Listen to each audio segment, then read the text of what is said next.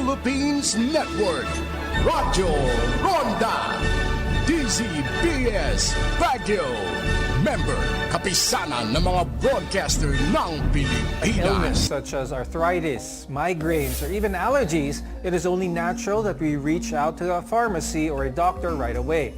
Other times, like here in the Philippines, some use home treatments where people would substitute things like ginger, honey, and garlic for prescription medication. But did you know that there is also an alternative medicine practiced in some parts of the world which uses highly diluted substances? Practitioners claim that these can cause the body to heal itself. In this episode, let's learn more about the alternative medicine called homeopathy. I'm Dr. Freddy Gomez and welcome to Medtalk Health Talk on CNN Philippines.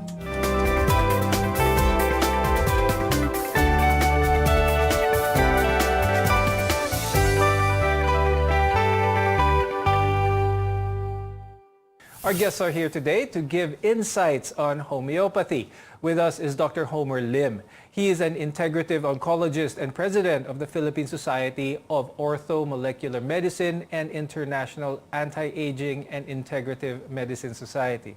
And also with us is Ms. Denise Saldran. She is a homeopathic therapist and instructor and the head of Homeopathy Philippines. Now, thank you both for joining us on the program today. Now, Denise, as a homeopathic therapist, can you please share with us what homeopathy exactly is? Okay, so homeopathy, as you mentioned, are dilute substances. So for example, we have a tincture. Let's say I have a bottle of calendula tincture. It's calendula flowers in alcohol. What they do to make a homeopathic version out of this is they take a 10% with 99% water, and then they bang it 100 times. And then they take 10% of that, put it in another bottle, another 90% water, bang it 100 times. So it goes through a process of dilution, and in between each dilution, it's succussed or some kinetic energy is added to it. So at the end of the line, all of this energy applied to it breaks down the electron bonds in the original tincture, and then that releases what we call the vibration of the remedy. So it goes more into quantum and nanophysics. Now, in the Philippines, to practice homeopathy, one needs to secure a certificate from the National Certification Committee for Homeopathy under the Philippine Institute of Traditional and Alternative Care. Now, Ms. Denise, how prevalent is the practice of homeopathy here in the Philippines today? So homeopathy in a classical sense is not really being practiced here in the Philippines. So what we call homeotoxicologists, they're not actually practicing the classical way of homeopathy. So actual classical homeopaths, I'd probably say probably none. What we do is we just teach the lay people how to practice homeopathy at home because they're very safe substances. They don't have any toxicity whatsoever. So that has been my advocacy, is just how to bring homeopathy to the layman and into the home and how to practice it safely. Dr. Homer, how does homeopathy help people side by side with conventional medical treatments? Well, actually, when we try to integrate conventional medicine with homeopathic medicine, it will be a bit challenging, especially for those who are practicing homeopathy, because some of the effects of the conventional medicine might actually mask the effect of homeopathy. But in general, no, in like what they are doing in Germany, in Austria, in Switzerland, they're actually combining conventional medicine with homeopathic medicine. So I think that has to be emphasized, that you can really use homeopathic remedies with conventional medicine. The reason behind this is we want to achieve a better result with regards to treating a certain disease or ailment or a condition with the least amount of side effects or the least amount of drugs to be given, because at the end of the day, it's really about how to make the patients have a better quality of life, at the same time less likely to develop adverse events or side effects. Okay, so better quality of life definitely is a good target for this. Now let's discuss a little bit about the management process, the treatment process of homeopathy, to further understand how these remedies, these treatments are achieved. Now, Denise, can you walk us through how you diagnose and prepare the treatment for your patients? So what we usually do is we go through a question and answer interview as well, some medical history, and then from there we get what are the major complaints. So we don't go by the name of let's say eczema or bronchitis, we go by the symptoms. Just like going to a regular doctor, you give your symptoms and then you try to choose the appropriate remedy. Because I failed to mention in homeopathy, how we choose a remedy is we match the symptoms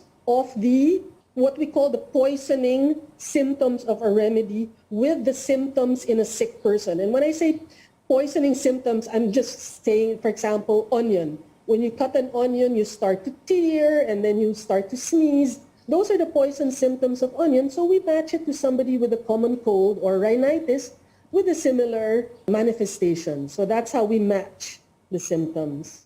Now, Denise, why is knowing the general health, emotional state, lifestyle, as well as diet important in how treating your clients will be? Because we are a vitality therapy. We're not a medical modality. It's more of increasing the vitality of the organs. Like, for example, somebody has a liver issue. We increase the vitality of the liver by giving the homeopathic remedies to invigorate the liver. So of course, diet is very important because you don't want to bring down the vitality of the liver. Another thing is also, we look at the whole qi, like traditional Chinese medicine. Emotions affect, trauma affects, all of these external and internal emotional actions affect the vitality of the body. Now, is this kind of treatment safe for infants, Dr. Homer? Oh, yes, definitely. For homeopathic medicine, I think this is one of the better alternatives. I'm sure a lot of mothers there who are very concerned with their babies and children with regards to giving drugs or antibiotics or, some of the Western medicine, they're a bit concerned. So a lot of mothers are actually now looking into homeopathic remedies because they are really safe, generally safe, and very infrequent side effects. That's a good point, Dr. Homer. You mentioned that they're generally safe. Let's talk about some of the side effects. How common are side effects here? Maybe allergic reactions when it comes to homeopathic treatments? You rarely have allergic reaction to homeopathic remedies unless they have allergic reaction to certain what we call excipients. Because homeopathic remedies can be in several forms. It can be in liquid drops. It can be in pellets. So these pellets, sometimes they're coated with certain ingredients that, might develop allergy. But homeopathic remedies, because they are diluted to an extent wherein it's very minute, the allergic reaction is actually almost, zero. When we return, we'll go over some of the more common ailments that homeopathy can treat, as well as the risks to be aware of before beginning some of these treatments. Only here on Medtalk Health Talk.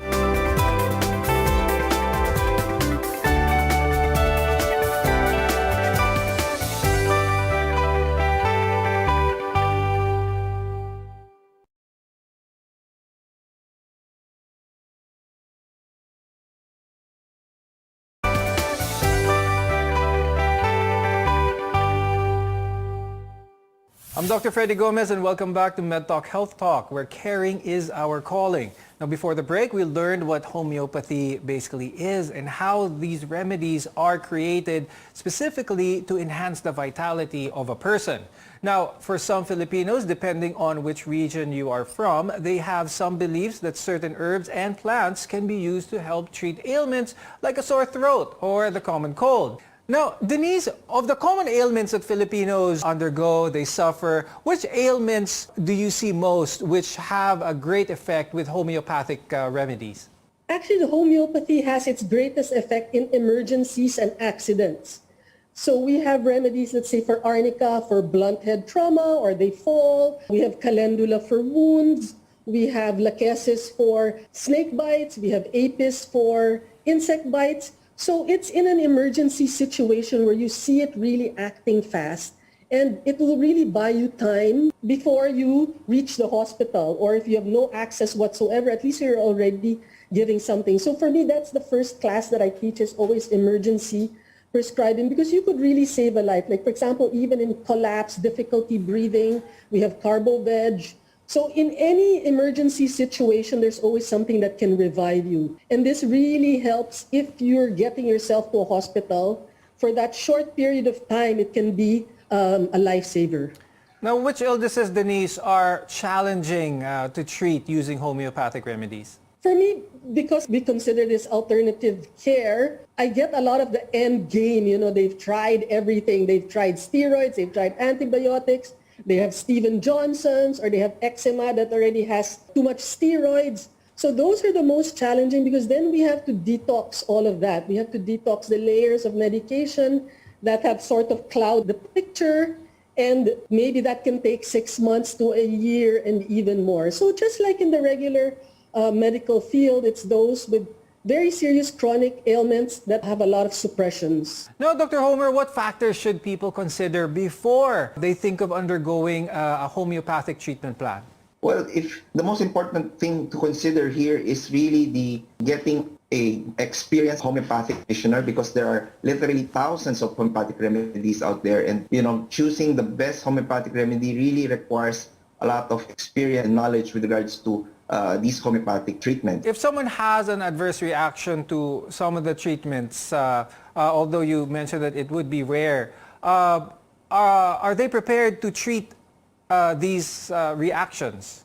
What's nice about homeopathic remedies is all you have to do is actually just stop. So immediately when you stop it, if there are any allergic reactions or adverse reactions, it usually would disappear within 3 to 4 hours, because the effect is really, for some of these remedies, are short term. So the adverse reaction or the length of adverse events or side effects is really not that significant. What are the limitations of homeopathic medicine, if there are any? We'll discuss this after the break. Keep it here on Medtalk Health Talk.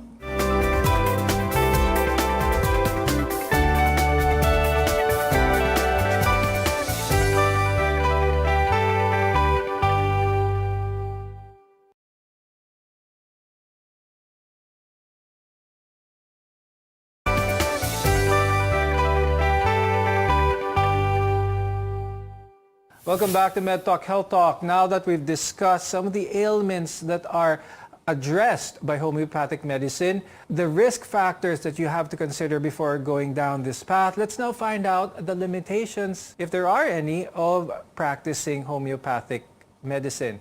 Now, I'll start first with Denise. Up to how serious of an illness can homeopathic medicine be able to address? In my experience, it works hand in hand with regular medicine, so it can be as serious as possible. Like, for example, my father had stage 5 kidney disease. We're able to extend his life by many years with the use of homeopathic remedies as well as his regular remedies. So because it's a vitality therapy, it increases the vitality of the body.